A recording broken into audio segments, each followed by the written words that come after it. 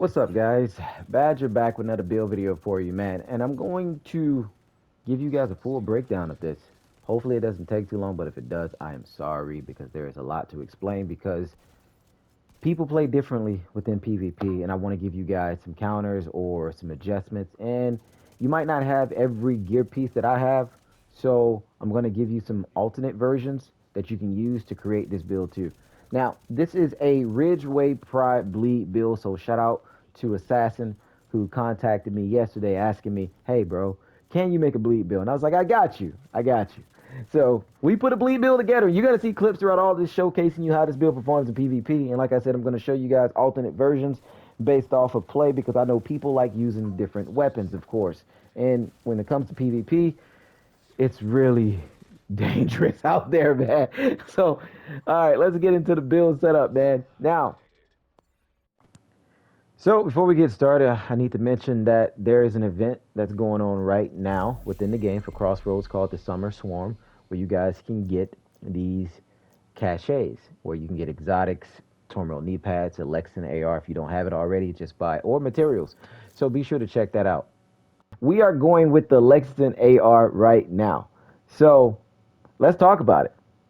Now, the Lexington AR will drop with every stat max. If you guys were unaware of that, all the stats are going to be maxed out, which gives you the option to change the talent. And that's what you want for like every weapon. You always want to find a weapon that's like that where you can always swap that talent out, of course. Now, yes, our Lexington is sitting at expertise 30, but none of that matters because within conflict, you lose your expertise in Shade Watch in conflict because none of that matters.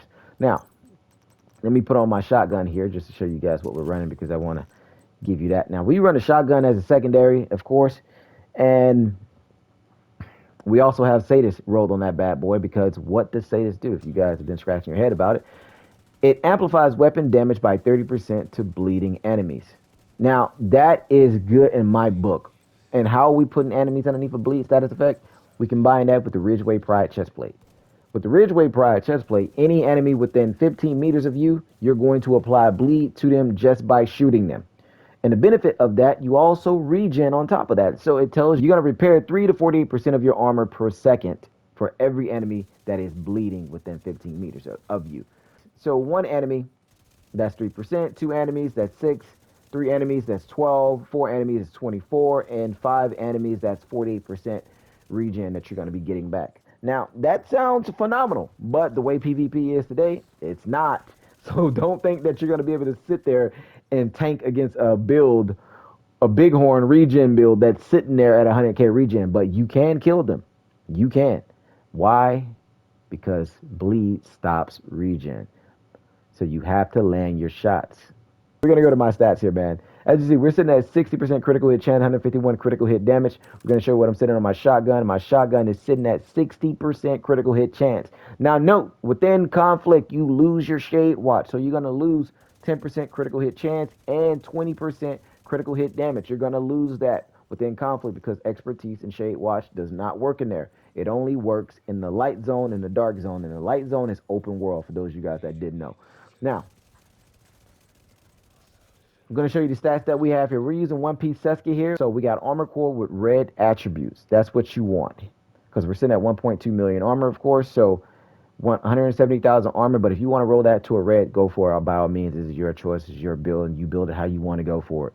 We're only here to show you guys how to maintain it and put it together and dominate. That's it. Now, one-piece Ceska gives you 8% critical hit chance. Of course, we got a 12% critical hit damage mod right there with 12% critical hit damage and 6% critical hit chance. Now, for our backpack, we're using one-piece Grupo, which is giving us 13% critical hit damage.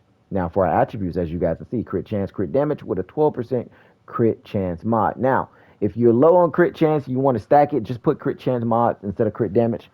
You can swap it around. It's entirely up to you how you want to go about that. Now, for our gloves here, we're using one piece of Electrique Gloves. We're gaining 10% status effect. Now, I know a lot of you guys might be saying, why are you not using the contractors? It's entirely up to you how you want to go with this.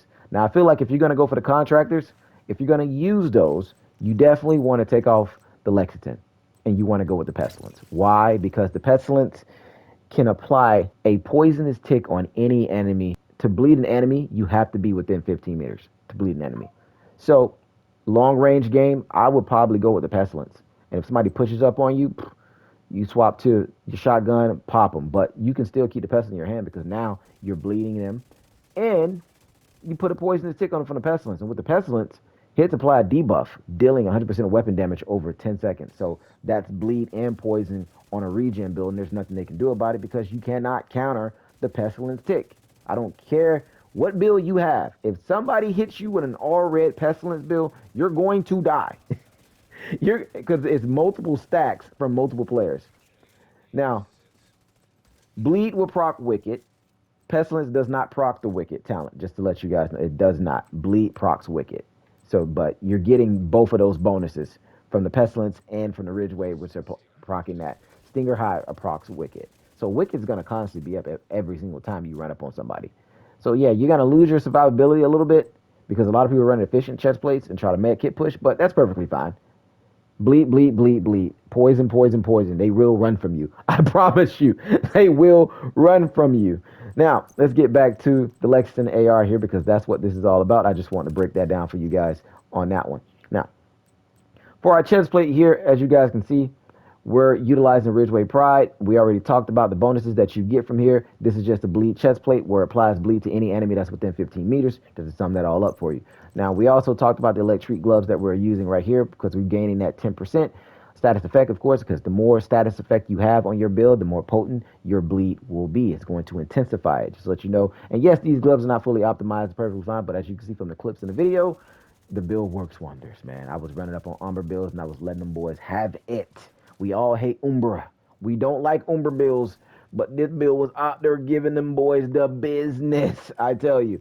Now, we're utilizing Fox Prayers here, of course, because Fox Prayers are best in slot. Why? Because everybody fights out of cover in this game, and they come with a unique stat called damage to targets out of cover. Yes, you want this on any particular PvP build, PvE build, it doesn't matter. You always want those on at some point, unless you're using the Tormo Kneepads, of course. And I just want to let you guys know, for those of you guys that are new to the game, returning to the game, Tormo Kneepads do not work in PvP. They do not work. So let me show you guys here. We're going to put on the PvP stats. We're going to scroll down here. You get 0%. As you can see, it does not work in PvP. I don't know why the devs thought it was a great idea to make this not work in PvP, but this is only a PvE item only. So yeah, so we're going to scratch that off the board. Now, holster, we're using One Piece Golan, and One Piece Golan gives you 10% status effect, of course, and we got it rolled to a red. As you guys can see, red core for weapon damage and crit chance, crit damage. Just like our gloves are rolled to a blue core with crit chance and crit damage. Now, none of this stuff has to be, your holster, gloves, backpack, and mask do not have to be identical to where my layout is. If you got a Grupo mask, put it there. You got a Ceska mask, put it there. You got a Golan gloves, put it there. You got Electrique holster, put it there. It doesn't matter where you put it at. Only these two items right here need to be best in slot, and you need to make sure your backpack talent is wicked. Now, for our skill option here, we're using the Stinger Hive, of course, for crowd control. So anybody that's camping in cover or anybody that push you, you drop that on them, applies a bleed to that enemy, which also helps you with the Ridgeway and also activates Wicked, just to let you guys know. And you're going to be able to swap between your weapons and figure out which one you want to lay into them. So, and defend the drone for extra survivability, of course. Now, for those of you guys that don't have the Ridgeway Pride chest plate, it's perfectly fine. I got the solution here for you. We got Perfect Trauma. So the Hasburg Chest Plate with Perfect Trauma applies blind to an enemy hit in the head, and the cooldown is 20 seconds. We also have another talent on there, which also applies bleed to an enemy hit in the chest, and the cooldown is 20 seconds. So if you guys do not have the Ridgeway Pride chest plate, this is what you should do. Slap on the Tinker mask, because everybody should have it. Take off the Lexington, because it does not work with named weapons. You want to go with any particular weapon that you have, non-named weapon like the Carbine 7. Make sure Sadist is rolled on it, and then you want to take off your shotgun, put on another weapon that has pressure point rolled onto it. And this is what the build is going to look like. It's going to do the exact same thing, of course. You're going to apply bleed, and you're also going to benefit from pressure point, because every enemy within PvP is underneath some form of status effect from you or anyone else. That is going to be major damage output right there if you guys did not know. And you're sitting at 1.1, and that's perfectly fine, of course. So, but when you get in there, it's still going to be 1.1. So this is the setup that you want to go for, and just slap a crit chance or a crit damage mod in there. Like I said, just do that. It's entirely up to you how you want to go about it, but this is just optional. If you don't have the pieces that I have, this is what you can go for, and the build is definitely going to work the exact same. Like I said, man, it's a no-brainer. But that is the build combination right there, man. I hope you guys enjoyed it. I'm sorry that it took 11 minutes for me to speak throughout all of this, but I had to break it down for you. But this is Badger signing out. I'll see you guys in the next one. Be breezy. I'm out.